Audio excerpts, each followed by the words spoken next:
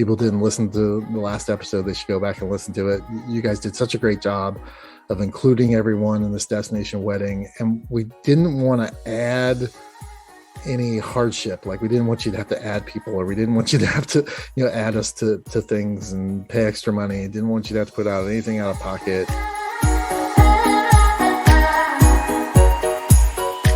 Welcome to the Crossing It Off podcast, where each episode we share the stories of individuals that are living out their bucket/life goal lists.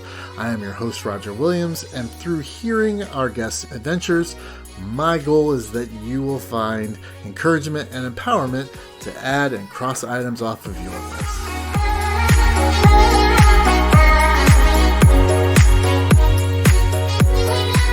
Hello, and welcome to the show. We are your special guest hosts for this episode. I am Dayton Wiseman. And I am Hallie Wiseman. We are excited to welcome our super special guest today, Roger Williams. You may know Roger as a host of the Crossing It Off podcast. And he is a world explorer, father, and always tries to do no harm. Roger, welcome to the show. Hey, thanks for having me. Thanks for being here and doing this. I really appreciate it. This is my first cliffhanger episodes, so it should be exciting and fun. I appreciate you doing this. Of course. We're excited as well. So let's get into the meat of it. What did you cross off your list? I crossed off crashing a wedding, and specifically, I crashed your all's wedding. Okay, so let's ask, why did you decide that you wanted to put crashing a wedding on your bucket list in the first place? So I'm a very, as you two know, I'm a very social person. I don't have any problem meeting new people. And I have two friends that I've been friends with for well over 35 years. We try to get together every once in a while. And it just seems like every time we get together, there seems to be some mischief that goes on. And one of the last times we got together, we kind of crashed or attempted to crash a high school class reunion, which was interesting and fun. And then after seeing the Wedding Crashers movie, I'm like, I could do that. That wouldn't be too hard. I'd like to at least attempt it. That's amazing. Oh, that's awesome. So how would you define crossing off, crashing a wedding? Yeah, I mean, this is it's different for everybody, right? It's most bucket list items are. For me, I wanted to make sure I crashed a wedding where, one, I could be successful doing it, and two, I knew it wouldn't be upsetting to the people that I did it with. Always do no harm. Always right? do no harm. Do no harm, exactly. And so for me, it was just going to a wedding that I was not invited to. So that was the key for me of saying, okay, I can cross this off my list because I was not invited to this wedding. To be fair, you said that you were not able to go. So okay. I would like to briefly put that in here. He lied a little bit, but yes, we did not expect Roger to come. Yeah. So ask me the how, right? And I'll start talking about that. Because that was intentional. It was intentional. So, okay. So that's why you decided ours would be the one that you crashed, just because you just knew that we weren't going to get mad. Yeah, part of it. I mean, as you said, we last week on the episode, we walked some of the Camino together, probably about 10, 12 days, I think. And I don't know, it was like the third or fourth night that after we had met that we were sitting at dinner or lunch or something, and we started talking about the wedding. And you all were talking about how it was a small gathering, not a lot of people. And the other people around us and the friends that we were with, we all joked about, oh, we're going to crash your wedding. And you all seemed to think that was the funniest thing in the world if that were to happen, if we all kind of showed up at this expensive destination wedding. And so, it was kind of like a dinner joke. It was fine. Everybody was laughing and whatnot. And then you all kind of moved forward on the Camino at a quicker pace. I kind of slowed down for a day to meet my partner so that she could walk the last 5 days with me. And so you finished the Camino with all those friends. And what I heard was that the night that you all finished, you were celebrating your completion of the 790 kilometer trek, and that invitations were passed out or verbalized for folks to come, and I wasn't there to receive mine. I am sure that, is that accurate or is that not accurate? I may or may not have been drunk, so I I don't know exactly what happened. That sounds like something that I would do. Yeah. So Yeah. So I think I heard that like a month and a half after we were done with the Camino. huh. And when I heard that, I'm like, oh, it's on. I'm crashing this wedding. I knew that I would have gotten invited. I've been there, but that was like even more impetus for me to be like, this is the one. I'm doing this. I'm making this happen. So I love it. that's how it became your all's wedding. Great. Oh, that's awesome.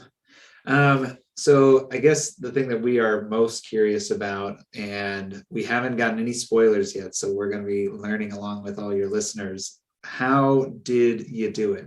What was the master plan?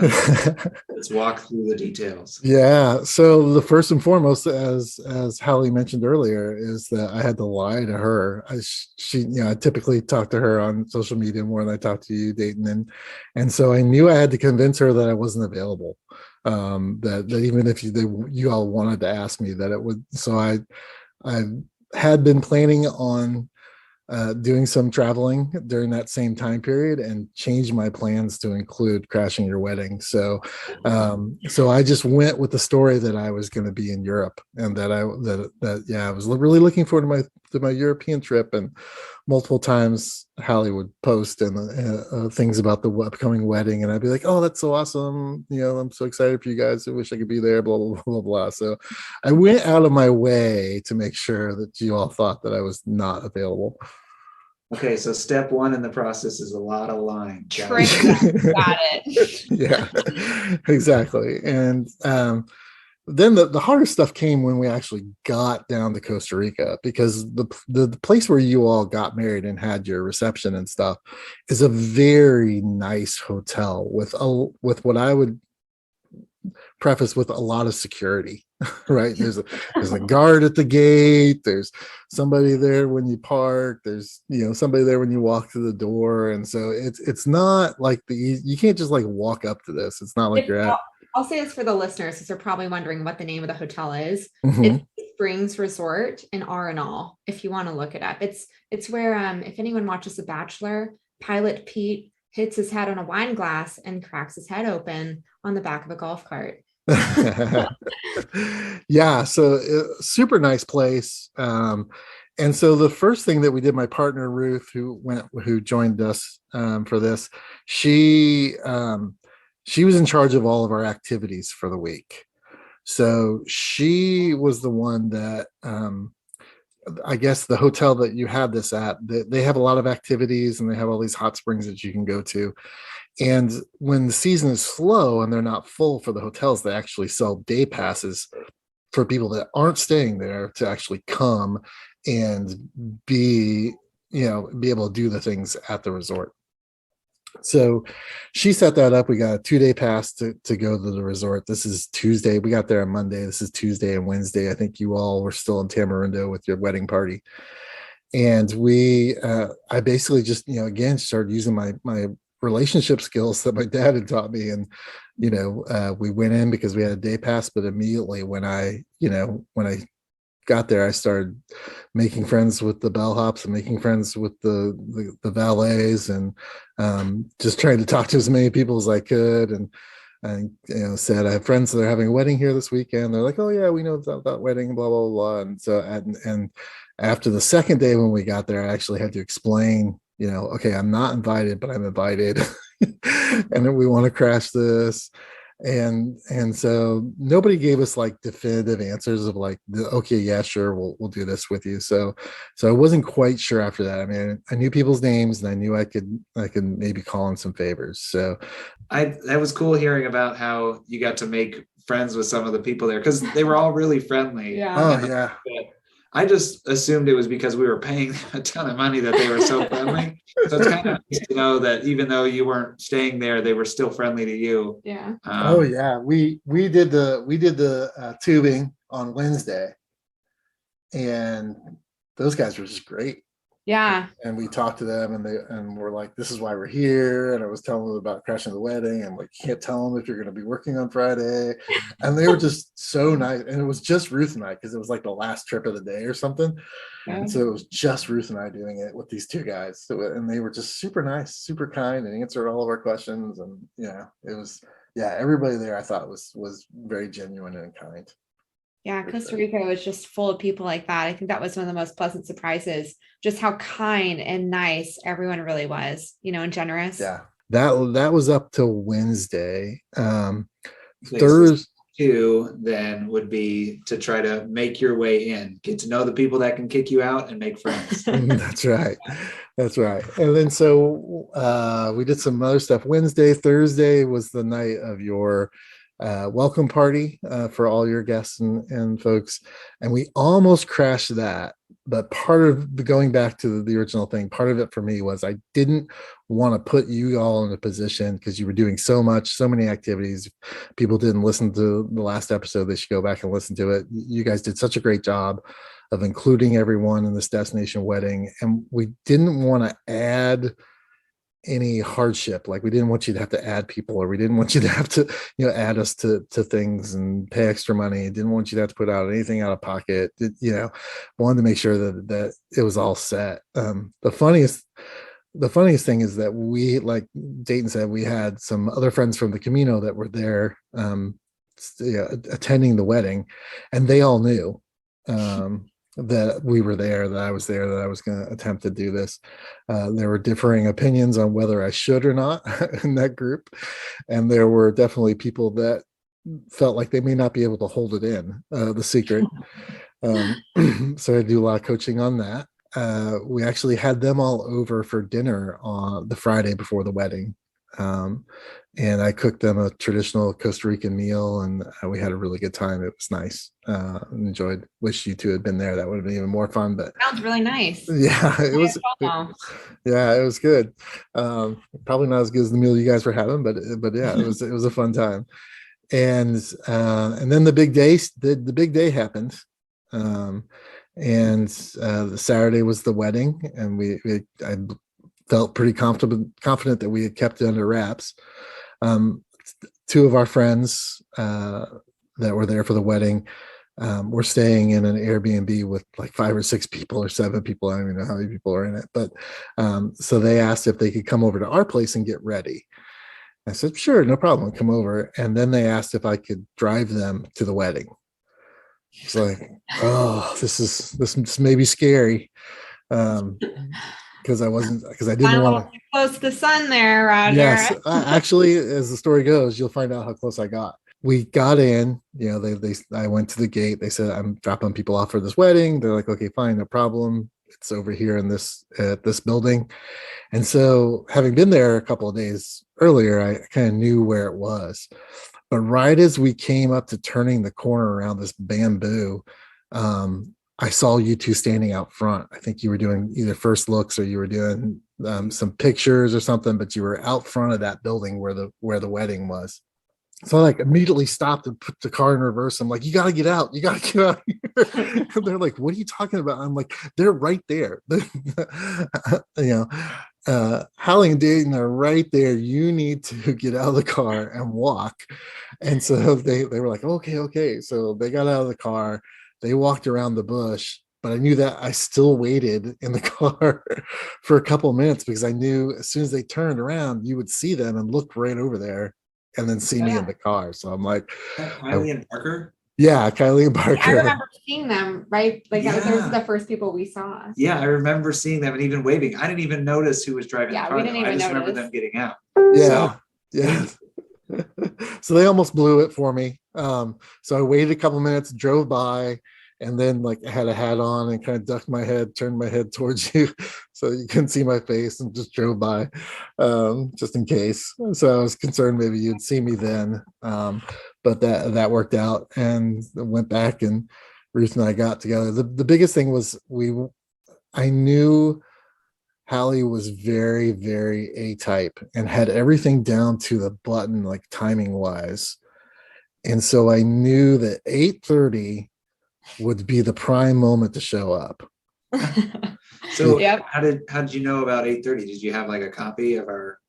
I asked one of our friends to let me know the timing schedule, and so I knew that you all be done with dinner, you'd be done with the ceremony, you'd be done with all the fancy speeches, because I didn't want to show up and if it was going to go bad, I didn't want it to go bad during one of those times. And if it was going to go good, I didn't want to take away from anything else that you were doing. Step 3 is know your timing. That's right. Yeah.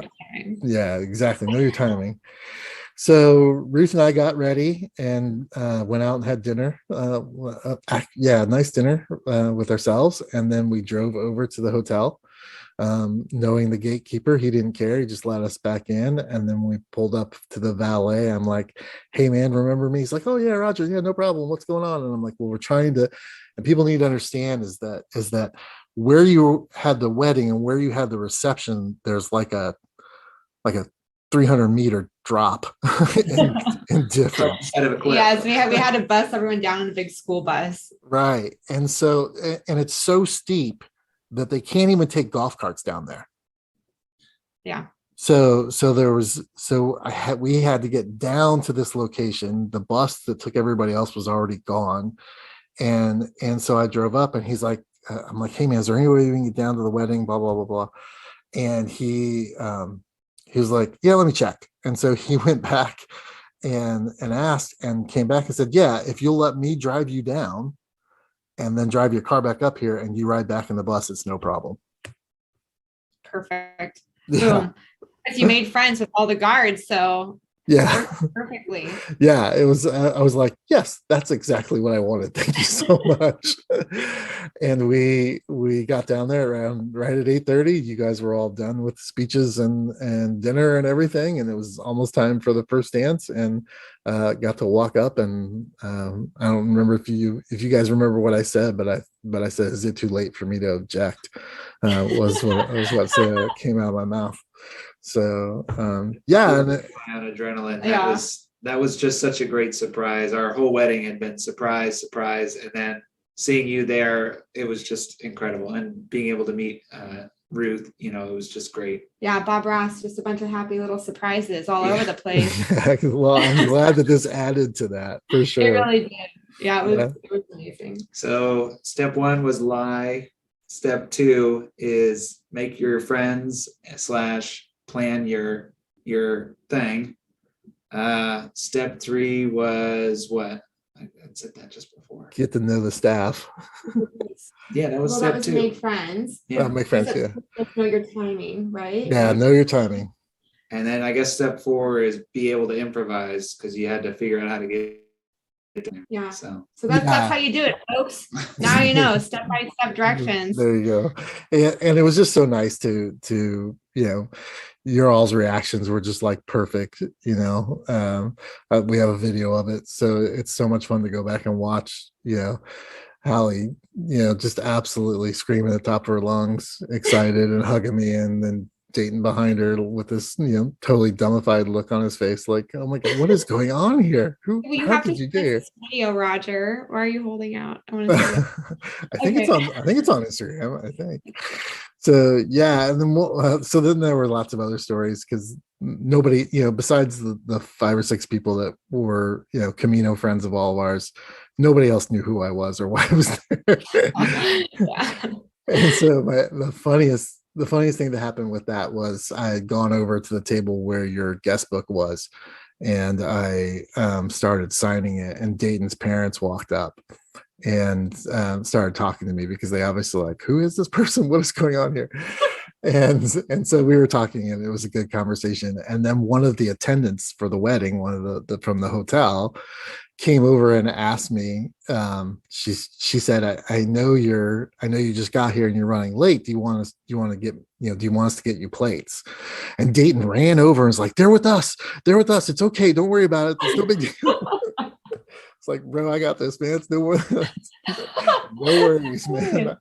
I got this. So it was super cute. So yeah, so we had a wonderful time. It brought me great joy to do it, and I'm glad that you all thought it was a good thing too. Yeah, I was gonna ask, so what was like the one big thing that you got out of it, and how did it make you feel? Oh, I mean, I hope people listen to the last episode and listen to your guys' story, because I knew what you were doing, and I knew what the schedule of the wedding was and all the events and all those things, but you could feel the community that you had built over a week. It was really surprising to me to watch even just the friends of ours from the Camino, like already knew people and we're talking to people and, having, smiling and laughing and drinking and, having a good time. I'm like, how do you know? Oh yeah, you've known them for like 3 or 4 days now.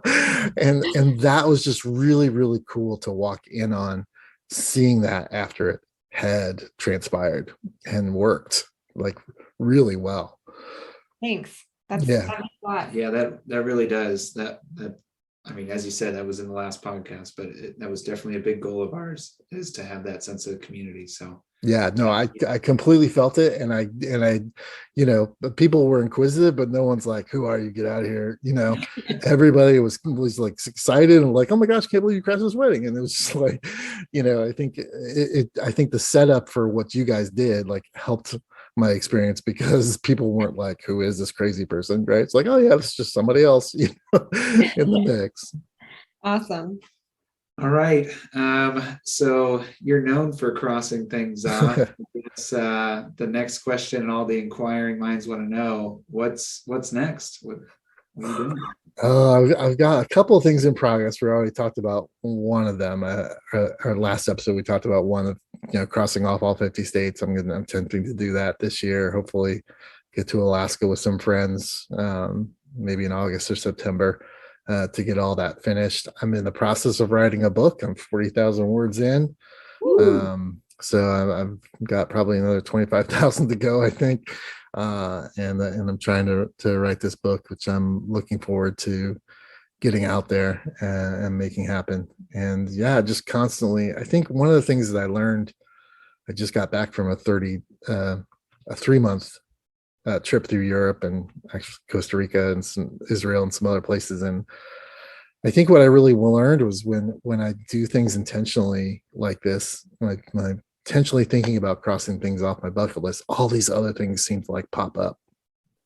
And so I was in Matera, Italy, for a month, and the first couple of days I'm walking around the city and I just run across these Salvador Dali sculptures. Just there's 6 of them sitting around the city, and it's just like I never would have thought, especially being Italy, not Spain, but being Italy, that I would see Salvador Dali sculptures all over the place. And so just being more intentional about, taking in what's around me, has been a huge benefit as I travel around and as I look at crossing other things off my list. I'm going to get a lot more out of it than I think I would have, if I stick to the schedule or stick to an itinerary. So I'm excited that that's going on as far as my mindset goes.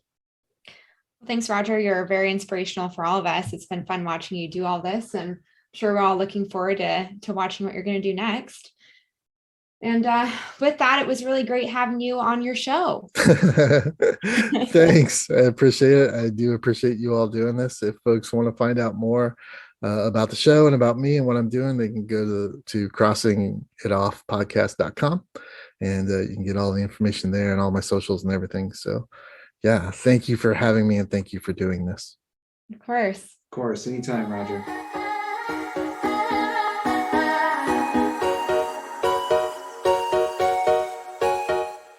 As a reminder to our listeners, in this episode's show notes, you will find links to learn more about this week's guest and information on how you can cross this item off of your list. You can follow my adventures of crossing items off my bucket list on Instagram and Facebook, and as always, new episodes of this podcast are available to stream every Friday morning. We will meet you here next week, and until then, keep living out your list.